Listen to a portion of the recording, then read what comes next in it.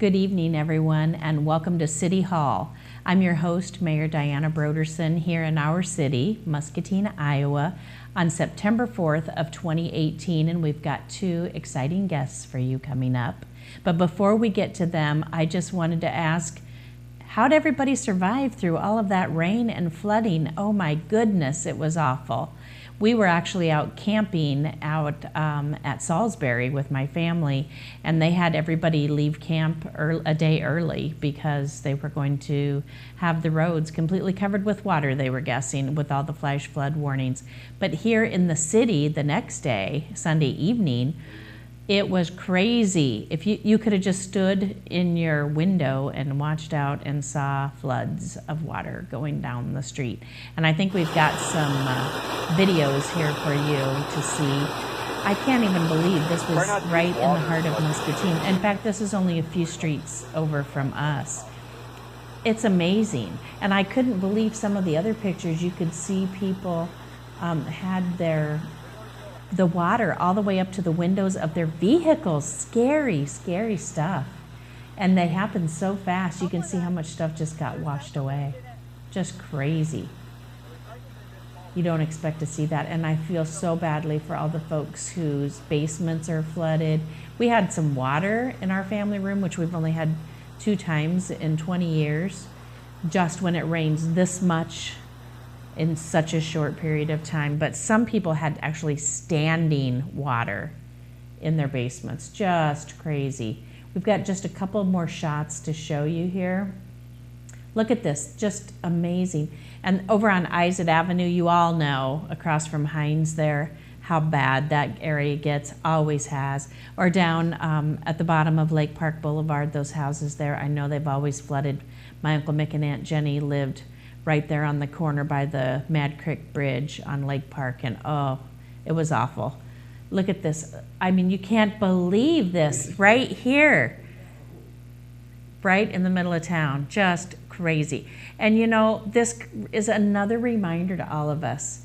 They say, turn around, don't drown. Do not try driving through. I saw pictures and videos of people trying to drive through this. My goodness. Get back out of it and just sit there and wait it out. It'll go down eventually. Nobody needs to get anywhere that quickly, I don't think. So I'm glad we are all with us, and I hope you were still able to have a good Labor Day. We're going to get right to our first guest, which is Beverly Griffith, and she is the new Muscom manager for Muscatine County. Thank you for coming, Thank you Beverly. for having me. I appreciate it. Now, you've been on the job, what, 2 months, 3 months? Since June 6th, so we're pushing 3 months. Yes, we are. This week. Well, welcome. Thank you. So where did you come from, Beverly? I have previously lived in Iowa and done dispatching for Muscatine County and Poweshiek County. Okay. But I spent the last 10 years in Naples, Florida, working down there, and was very excited when this position came open. Oh, sure. And said, that's what I'm after. That's what you want. Yes. Well, you know, most people leave Iowa and move to Florida. You kind of did that a little backwards. Exactly. Yes. Exactly. So, you know, I have a lot of folks call me. They're a little bit confused about what is Muscom? Muscatine is the Muscatine County Joint Communications. We handle all of the 911 administrative calls, first responder calls for the entire county. So West Liberty, Atalissa, Conesville, yes, all those. If anybody calls 911 in any of those places, it goes to you. Yes. And then you have dispatchers that answer. We sure do. So how many do you have? We are now up to staff. The Muscom board was very generous, and I explained the need that we had for bringing our minimum staffing up to 12. So we had 2 new employees start last week that brought us to 11, and we have a new employee that starts this coming Monday to bring us to 12. Very good. So we will have 3 telecommunicators on duty at all times from now on. And can you explain a little bit? Sometimes people are confused. We have the Emergency Management Commission, and that's made up of all the mayors in Muscatine County and the County Board of Supervisors. Yes. And then they oversee the budget for Muscom, which is a separate whole board. separate entity. Yes. Yes. Okay. Very Which good. is nice. It's made up of city council members, County board of super- supervisors, the sheriff is on there, also the police chief, and then the other police chief. In Wilton, right? Wilton and West And- Liberty, yes. they exchange, Yeah. I believe, every 2 years. Right. So it's really, I think it's just amazing how all of the cities, instead of duplicating, and every city happened to have all of these different positions and all of this equipment and all of the technology, for them to all pool their resources into Yes. one central location. It happens to be in the city of Muscatine, which is the county seat as well as the biggest city, but every other city in Muscatine County has equal billing, and Yes. you send people and dispatch them Everywhere. I to all. want to say that there's 15 agencies, first responding agencies, that we actually dispatch for. That's plus or minus a couple. If I've forgotten some, I apologize. But all of the first responders, EMS, fire response, and law enforcement response. So ambulance, paramedics, all of these all of that. goes through you. It does. Are you also the one who decides or pulls the tornado sirens? We set off that alert based off of certain criteria. Right. Also, if the EMA director were to call and say, I know something you don't know, we're going to be setting that off. Yes, okay. But we the do. button is there. In theory, the button, yes. The Okay. magic red button. It's not really a red button No, though, is it? not at all. Right. No. So, but that is actually housed. That goes out through your. Yes. Through. So, you know, we've always taught our kids to call 911, and we've grown up always knowing that if you pick up the phone and call 911, they know where you're at. But in the age of cell phones, that's not necessarily the Not case. necessarily true anymore, no. We have enhanced 911 in Muscatine County. If you dial 911 from a cell phone that is capable, it will triangulate and give us a reading. The guideline is about 300 feet triangulating, so we can generally figure out where someone is. And then there are all sorts of misconceptions. Sure. Also, I know from being in Florida and then being back here, there are a lot of people that have dual residency and would find that they had an emergency. They were in Florida, but it was taking place back in Iowa. They would dial 911 thinking they were going to get a local agency in Iowa, get Muscom. And Oh, really? Exactly. So a misconception is, regardless of where your home base is for your cell phone, when you dial 911, it's going to hit the closest tower. Okay. So just so people know, yeah. People need to know, especially young children, we need to be teaching them the address, don't we? The address, yes. I had an incident this weekend where even a teenager didn't know their current address. We managed to find that person through. But how much time is wasted, you know, and in an emergency, every second. In an emergency, every second counts. Yes. That's why we urge parents to teach their children the address, have it written and posted on the refrigerator or someplace easily accessible. Also, if you have babysitters coming into your house or other people that might need that information, just to have it posted. And I like your idea of having it written down too, because even if we have them memorized, I was in an emergency situation one time and drew a blank. Yes. Sometimes, you know, when you're under a great deal of stress like Yes. that, you might not even know your address when you already do. So if Exactly. you have a spot where it's written for anybody to know, or a babysitter, you know, Or even if you find yourself in that situation and you're at a neighbor's house or a loved one's house, a piece of mail. If you see Sure. something, even a lot of magazine subscriptions will have that on there. Sure. So just something you can grab and rattle it off. and they helps. should know the phone number also. It's nice if they know the phone number, but you know, 90% of the time the phone number does show up in what's called the Annie and Allie location. Okay, okay. Because I know with cell phones, a lot of people don't know anybody's phone numbers. Exactly. They just do the contacts, and they don't But dial. we're able to confirm it with people and say, does this sound familiar Okay. to you? Okay. Is that what you think your number is? Sure, In sure. case we have to call back.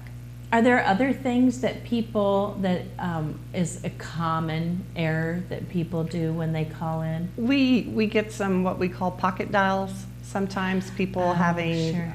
Either fumbling through your purse, looking through for something, having it in your back pocket, just inadvertently grabbing for it. Sure. It's not as prevalent as it used to be, but you do get those pocket dials.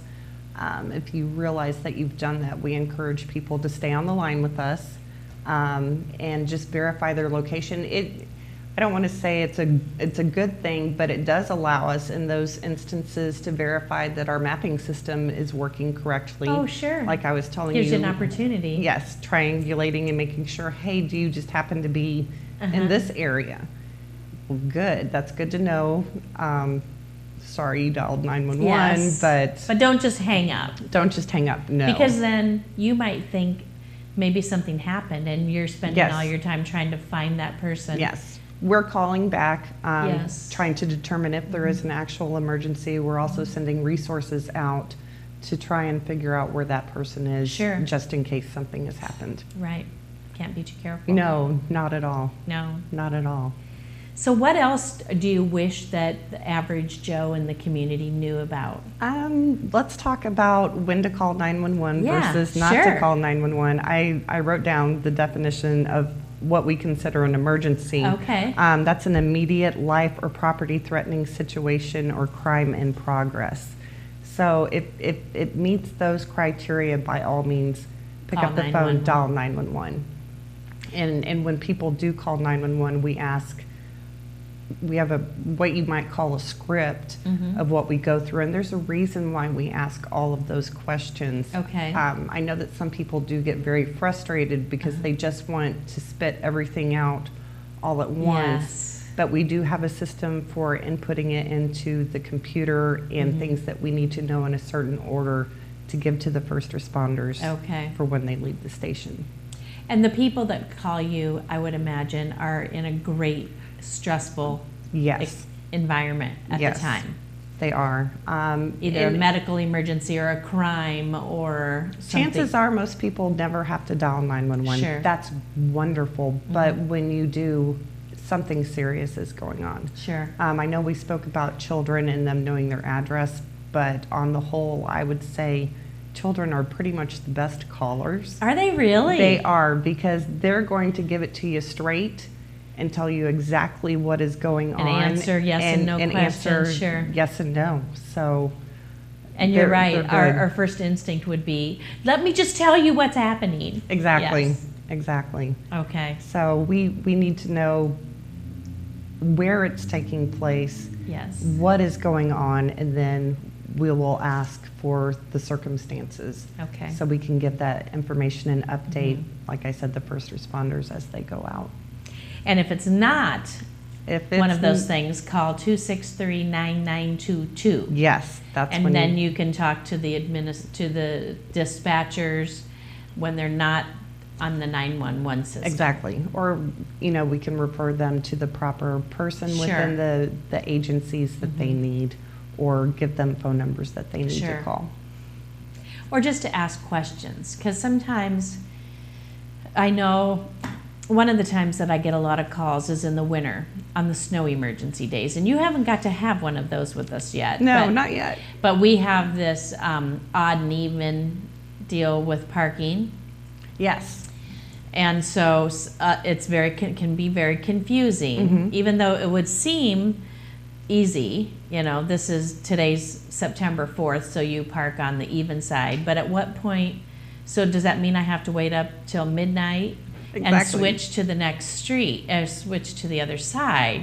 If I go to bed now, am I going to get a ticket at 3 in the morning? So you get a lot of questions like that. Yes. That would be something to call 9922, Yes. not 911. No. Okay. And again, I'm assuming that whether school is in session or not is usually posted on various city and county websites and things like Yes. that. Another one is, do I have to go to work? Well, that's not up to Not us up to because you. That's we're right. always going to say, Yes. well, Are you open? Yeah. Oh, yes, yes. Yeah. Mm-hmm. So that's a check with your employer thing. Sure, sure. Not with Muscatine. Uh-huh. And I'm sure you got some firework calls. Probably did. Still, do you? No, not Those are pretty much recently. over. Yes. Okay, good, good. But you can tell with them being sold legally in the state now that it has increased the week or 2 weeks before, and then week and 2 weeks after. Sure. People are still celebrating. Can you give us just a little bit before you leave about the training that your dispatchers go through? They go through extensive training, and I just want to say I have the best employees anywhere. They are a wonderful group, have made me feel so welcome. They do go through extensive training, and we do continuing education training throughout the year. They're constantly having to update CPR certification.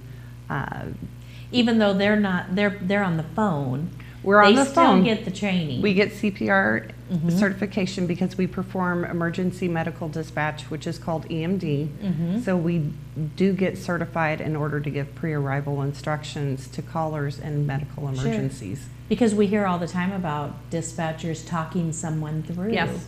how to deal with a situation. It's very important. I would have the opportunity to meet many of your dispatchers. I see Chris this on the past screen. year. Oh yes, and they are amazing. They're wonderful people, very They are. good people, very talented. I'm just amazed at how well they've, And loyal. very loyal. Loyal to our community. My Aunt Jenny was a dispatcher for over 40 years and retired several years back, and loved it. Loved it. It was her family there. It is, because you Yes. spend more time with the people in that room than you Sure. pretty much do at home with Yeah. your own family. That's right. And we try to make it that sort of atmosphere. Well, very good. Yeah. So people can email you where or call you if they have any questions. They can. My email is bgriffith, which is GRIFFITH at muscatineiowa.gov. Okay. Yeah. And if they call the 263-9922 non-emergency number, they could ask for you could and ask leave for a me. voicemail, and you could get back to them Yes. if you happen to not be there. Because this might spur some other questions that we haven't Sure. thought of asking, Oh, I'm sure. definitely. Yes. Well, anything else that you'd like us to... I think we have pretty much covered everything. Well, I want to just personally welcome you to our Thank community, you. Beverly. I love Muscatine. I'm just so so glad. you know, it's wonderful. I'm so glad. We all love it and want to do the best that we can here in our community, and we appreciate that you are there Thank now you. at the helm, taking care of all the dispatchers and making sure that we will get our needs an honor. met if we ever It's need to an call honor. 911, and we hope we don't. Exactly. But it's I always seriously a good hope they don't. feeling to know that if we do, you'll be there. Thank you Thank so you much, so much. Beverly. Well, while we are transitioning with our guests, we are going to show you a quick outside clip of the outside of City Hall, and then we're going to talk just for a minute about Leadership Muscatine. Leadership Muscatine is a program that is done through the Greater Muscatine Chamber of Commerce and Industry, GMCCI for short. And they do a variety of different things. It's a great program. They get together in small groups and they do various activities. So they were responsible for bringing the Soapbox Derby back to Muscatine a couple years ago, and it carried on again this year. They've done a variety of projects over the year, many of them you would be familiar with. But they are right now starting up another group, and they're taking applications for the 18-19 season. And so if you are interested, they need to know that you're interested by Friday, September 14th. Get online and fill out an application or give them a call.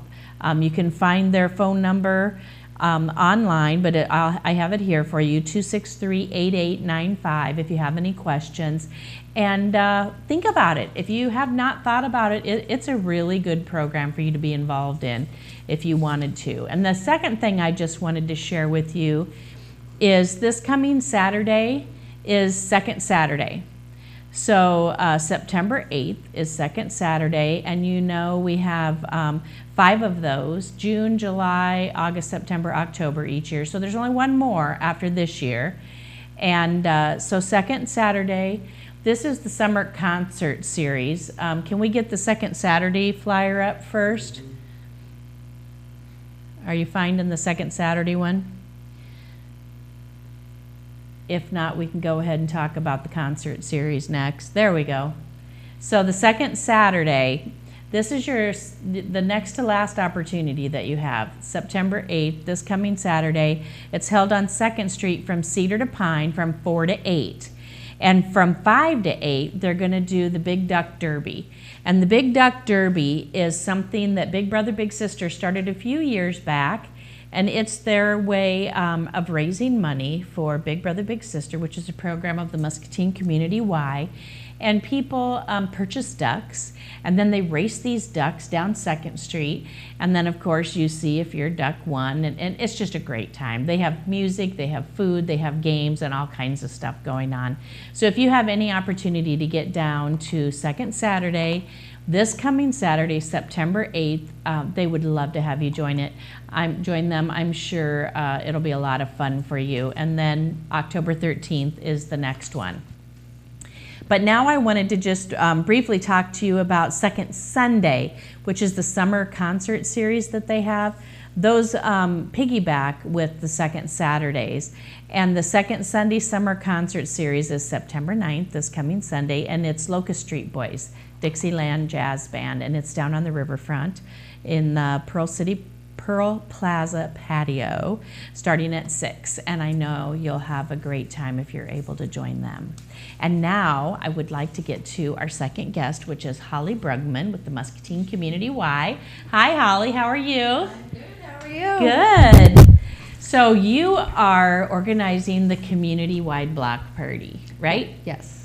How many years have you been doing this? This is our 9th annual community block party. Wow. Yes, we started in 2010. It was kind of a small event for the first couple years. Then we moved it over to the Y parking lot, and it got a little bit bigger. And now we've moved it to Discovery Park by the Environmental Learning Center, and we have a lot more space, and it's just a great location to have this community-wide event at. Mm-hmm. So when is it going to be? It will be this Friday, like I said, at Discovery Park, by the Environmental Learning Center, by the shelter that's there, and on the lawn surrounding that. It's from 5:30 to 7:30, rain or shine, so hopefully we have good weather. Oh yeah. We've had years when it's been really good weather and years when it's been not so good weather, so we always hope for the best. So will it carry on even if there's some rain? How's it? Because we've got a lot of nasty forecasts coming up. Yeah, so if we get bad lightning, we might have to think about canceling. But other than that, we forage on, and people bring pop tents so that they have either shade if it's too sunny or a little bit of cover if we do get some sprinkles. But we do plan the event rain or shine. So, okay. Yep. So, like, how many people come to this? That depends a lot on the weather, but we've had upwards of 500 to 600 people when we have really nice nights, and on not so good weather we still get between 200 and 400 people. So either way, it's still a pretty good turnout for the community. Yeah. So is there, I mean, 5:30 to 7:30, is there supper involved? Because you know that's right in the mealtime for families. Right, and so one of the best things about the community block party is actually that Hy-Vee, our local Hy-Vee, comes and hands out a hot dog and chips to every person who comes to the block party. When families first arrive, there's kind of a registration area where you come and you get a ticket for your door prize, and then you also get a food coupon for everyone in the family and a bag to put all your goodies and stuff that you collect as you go around to the different activities. So yeah. So it's free? Yes. No charge for families. There's no selling of anything, so it's just a wonderful opportunity for families to come out with no pressure and just have a nice time together as a family. Oh, great. We need more things like that, don't we? We absolutely do. So what kind of activities can we look forward to? Well, I see something here. What are they? So that was last year. There's a different theme each year. Last year's theme was the 7 habits, and so that was a table that was, if the kids went around and they collected a stamp from each one of the stands that had one of the healthy habits for kids, then they brought their completed punch card over to the table and they got to pick one of those cool prizes. This year's theme is Take Back the Backyard. So we're all supporting the idea that families that play together stay together. So yeah, it's just a great opportunity for families to come out and be able to do something together with each other on a nice night and not have to pay for anything and have it all provided. There's stuff for any age of kids to enjoy. There's everything from beanbag tosses to, I think I saw bubble painting on there, which sounds like a lot of fun. Yes. Yeah, and there's a couple bounce houses. Oh, they all love Early those. Childhood Iowa Muscatine County sponsors a Muskie Jump bounce house, and then the Salvation Army brings their Red Kettle bounce house every year. I love that. Isn't that so neat? A great big red kettle. The kids really like it too. It's a lot of fun. Oh, yeah. Yeah. And then I saw some pictures of the Muscatine Power and Water great big aerial truck. Yeah, so that was something that they started last year. They've participated every year, and usually they bring Sparky, their energized energy bike that the kids sit on and pedal and make the lights go off. But last year they started bringing the bucket rides, which was super popular. There's a long line for it all night long. So come early if you want to ride the bucket. Because and the kids get to go up in the bucket. Yes, they get to go up in the bucket and check out the whole thing from way up high. So yeah, it's a lot of fun. It was very popular last year. Oh, yeah. So we're excited that they're coming back with that this year. Oh, sure. So what about parking? So parking can be an issue, but we've tried to work out some bugs with that. So there's plenty of parking. Well, there's a lot of parking available at the Discovery Park itself. But if you should arrive and there's just no parking to be found, we are having an arrangement with the Musca Bus where the Crossroads parking lot, which is just down on Hauser Little Ways, they're going to run a continuous shuttle between the block party and the Crossroads parking lot. Oh, that's nice. So you are welcome to park over at the Crossroads lot, hop on the Musca Bus, take a ride over to the block party, and then, like I said, they're just going to do a continuous loop the whole time so you can catch a ride back to your car whenever you're ready to leave. Fun. Very good. Yeah. So what other kind of things, of activities, can they look forward to? Well, just kind of looking down my list here, and I'll read I was off a few seeing Wes the different things. Balloon Guy. What's that about? So yeah, Wes the Balloon Guy used to be known as Gunny the Clown. Okay. So he does balloon twisting, and he comes, and again, that's another thing where there's always a long line all night long for Gunny. He can do swords, he can do animals, he can do hats. He just has a wide variety in his repertoire of different things that he can do. And so almost all the kids leave with a balloon animal from him, and they're super happy about that. Oh, I bet. You know, in Mustard Public Library, I saw in the last year, I knew they had gotten some funding to order these great big blue blocks. Have you seen them yet? I haven't seen them yet. I have not either. But I'm super excited to they were see on what these back look like. order. I remember they ordered them for the block party last year, and they didn't come in. And then they said, well, maybe for Halloween at the Y, and then they didn't come in. And right. I think they're in now. Yes. Yep. Okay. Betty's got them. She assures me that they're bringing them to the block party, so we're all going to get to see what the hubbub is about with these big blue blocks. It sounds like kids everywhere love these big blue blocks. Yep. And I'm putting them on the map right next to the bounce houses, so they'll be easy to locate and find. Perfect. For anybody who wants to check them out, just look for the bounce houses. Perfect. And then I remember last year's Salvation Army truck was there. They brought bottled water there in their disaster relief truck. Oh, yeah. I think they said that was kind of a maybe, depending on whether it was available. If it was hot. Yes. And yes, no disasters going on, like flooding, we hope. Right, hopefully. We definitely hope not. Hopefully they'll be able to be there. So I see a lot of little games and things like that. So like the bubble painting and fingernail polish and different things like that. Yep, and Families Inc. brings this Dutch shuffleboard, which is really cool. It's like this big, long wooden shuffleboard thing that you I don't know exactly how they play it, but it looks like a lot of fun, and the kids always seem like they have a really good time with it. And then, of course, the Discovery Center will be having live animals in the Environmental Learning Center as well. Yeah. So the Environmental Learning Center will be open during the event, so if you need a break from the heat or anything else, you can always wander over to the Environmental Learning Center and check out what they have going on in there as well. And the kids always want to see and hold those ratty snakes. Yep. I can't imagine why, but... Yep. And They I didn't do. know what they were talking. The art center's doing something with windmills, and bugs. Yeah, do-it-yourself windmill or recycled bugs. And I'm not sure if they are just like making them out of recycled materials is what I might think, but that sounds like a lot of fun. LSI Hopes is doing a fly swatter with fake flies. I'm not sure if that's a game or something that they're making, but that Wow. sounds pretty cool. So there's just a lot of different games and, like I said, beanbag Oh, tosses. sure. And I know the fire trucks always come. Yep. The kids just love like getting on the fire trucks and checking it out. Yeah, being able to sit behind the wheel and climb up on the back. Yeah, that's a big thing It for sure the kids. is. Well, I know this is good. Oh, and Plinko. Yeah. Yes. Somebody's bringing Plinko. Oh, that'll be a ton of fun for them. Yes. And I know there is lots of Family temporary resources. tattoos and things like that going on. Just little and- things, lots of giveaways, lots of little handouts, and of course, tons of different information about resources and services in Muscatine. It's a great opportunity to get a lot of different information and have a sure. good time. Yeah. And I just think we need to continue to have things like this where families can spend the evening together. Yes. And this is something that the parents and grandparents just walk around with the kids and enjoy Yes. together. And Regardless have of what fun. age, you don't have to worry about, well, my 10-year-old's going to be into that, but my 3-year-old's not going to have Sure. anything to do. So it's something that everybody can have a Yep. good time Yep. doing. And even I've seen adults get on that energy bike and do it. Oh, and look there's adults here doing Yeah. like a cakewalk sort of thing. Some kind of musical. Yes. Yep. Yep. And you can see all the pop tents in the back. Oh yeah. So, yep. In case it sprinkles or For shade if it's hot. shade. Yes.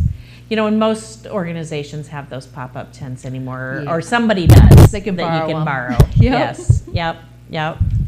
Well, is there anything else that you wanted to remind us of beforehand? What about the sponsors? This has got to cost a little bit of money, I would guess. Well, Early Childhood Muscatine sponsors the Muskie Jump Bounce House. Okay. And Hy-Vee, of course, sponsors all the food Oh, by sure, providing a hot dog sure. and chips for everybody that comes. And then each organization just kind of covers their own stuff, Yes. their own event Yes, piece? their own table, Okay. their own activity, and then also each organization brings a door prize. Oh. And the door prizes, then we collect all over by where the announcements are underneath Mm-hmm. the shelter. And throughout the event, our announcer, Cass Kelly, draws tickets from the tickets that are collected at registration. Okay. One ticket per family. And if your ticket is drawn, then you get to go up and you get to collect that door prize. Oh, fun. So there's like 30 different door prizes that are there for the Sure. taking. So definitely make sure if you do come that you come through registration so that you can get your ticket and have Oh, a chance to yes. win one of those. And I know United Way there's Cass, Yep. and she's generously drawing to give away all of those door prizes. It's a Yeah. lot of fun, I know. And People stand or sit They just up by the do. shelter Yes. area and wait for certain things to be drawn for. Oh, like yeah. they'll go scope out their favorite basket. It's a lot of fun. It is. It really is a lot of fun. And I know United Way for several years has generously given their time.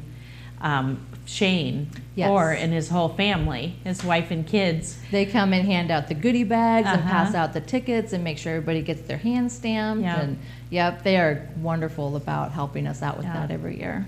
And so many people, we say over and over and over on this show how giving the community is when we need something and we call out for it. I know we were in need of a PA system. I was just going to mention that. Last week we were kind of scrambling. We didn't know what we were going to do for a PA system this year. I sent out an email, and within 3 hours we probably had it resolved just because Yep. people responded back, oh, have you tried this? Oh, well, we have one you can use if you need it. So. Yep.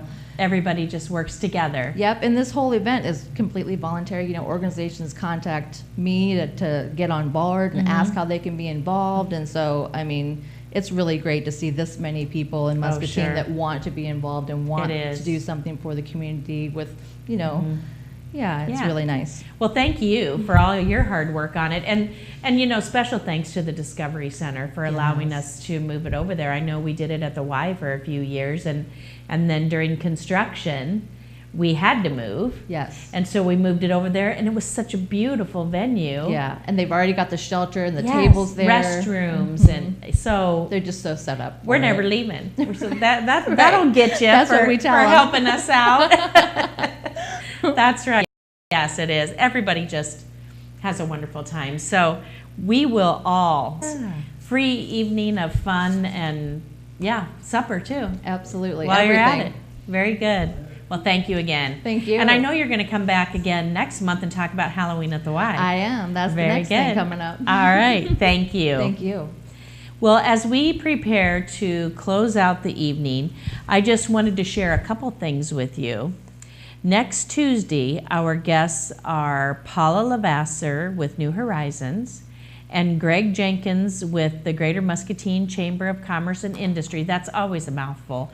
GMCCI. Greg's going to talk to us about the recent labor shed analysis that they are doing in collaboration with the Iowa Workforce Development Center. And we always are interested in hearing that data as soon as that gets out. So they'll be our guests next week.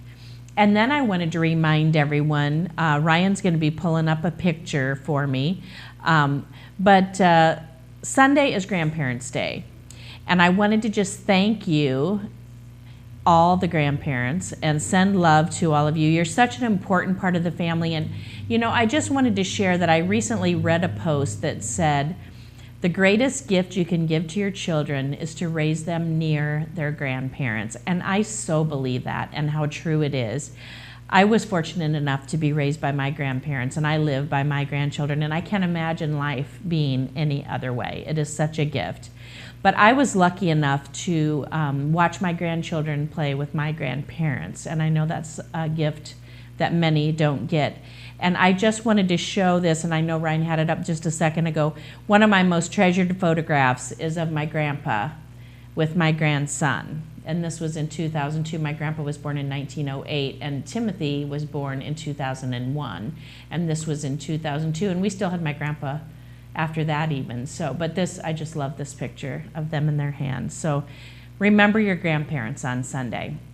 And that's a reminder to all my kids too, because I'm a grandparent.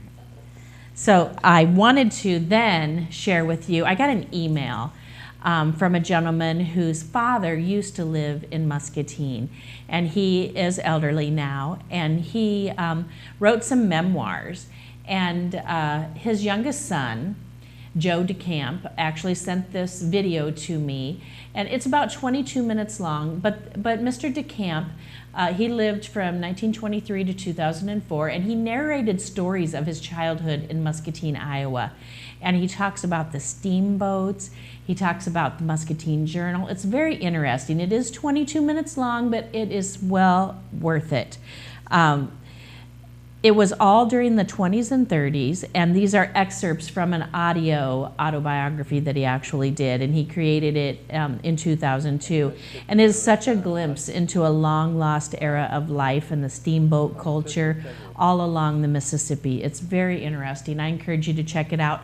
I put a link on the Our City Facebook page if you're interested, and I think Ryan's going to put a link of that up there for us too, for us to see, and maybe even a couple of other pictures. I just love looking at all this history of Muscatine, and it's just really rich in it. So as he's getting, yes, really nice.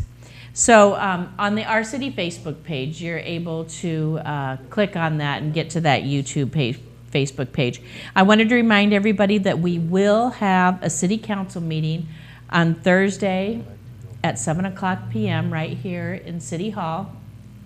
And thank you all for coming. We hope that we all stay dry through the rest of the week and we don't have any of that nasty flash flooding that they've been talking about, and good weather for all of our events coming up. Thank you for joining us, and we look forward to seeing you back here next Tuesday on Our City.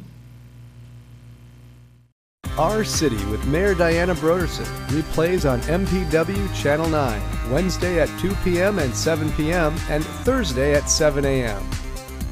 Of course, we're live every Tuesday at 6:30 p.m. on Facebook. Email us at ourcity@muscatineiowa.gov.